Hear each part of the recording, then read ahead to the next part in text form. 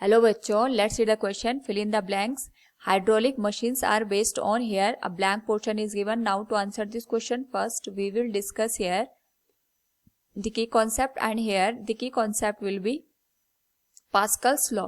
तो हमारे पास यहाँ पे अगर हम पास्कल्स लॉ को अंडरस्टैंड करें तो अगर हमारे पास कोई स्टेशनरी लिक्विड है, सपोज हम यहाँ पे बात कर रहे हैं, एक कंटेनर है जिसमें हमने यहाँ पे लिक्विड को फिल करके रखा हुआ है. तो इस पर्टिकुलर पॉइंट पे अगर हम एक्सेलरेशन ड्यू टू ग्रेविटी को कांस्टेंट माने हर एक पॉइंट पे, तो सपोज हम यहाँ पे ए पॉइंट को कंसिडर करते हैं. इस पॉइंट पे हम यहाँ पे फोर्स लगाते हैं और फोर्स लगा के किस पर्टिकुलर एरिया पे हम यहाँ पे प्रेशर को चेंज करते हैं.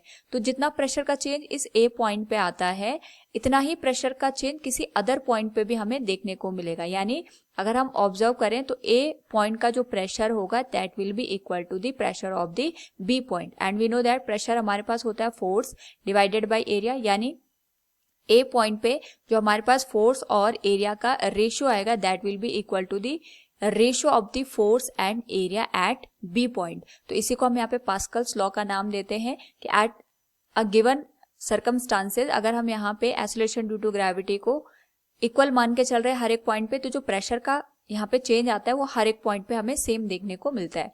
इसी का यूज करके हम यहाँ पे डिफरेंट एप्लीकेशन को परफॉर्म करते हैं, जिसमें से हाइड्रोलिक लिफ्ट हो गया, हमारे पास यहाँ पे हाइड्रोलिक मशीन्स होती हैं, उनका हम यूज करते हैं. तो इसको अब एक एग्जांपल के थ्रू समझ सकते हैं कि यहाँ पे हमारे पास सपोज हमने कोई कंटेनर ले लिया, इसके दो एंड ले लिए. एक पे हमने यहाँ पे जो एरिया है वो A1 कंसिडर किया, दूसरे का जो एरिया है वो हमारे पास यहाँ पे A2 के बराबर है.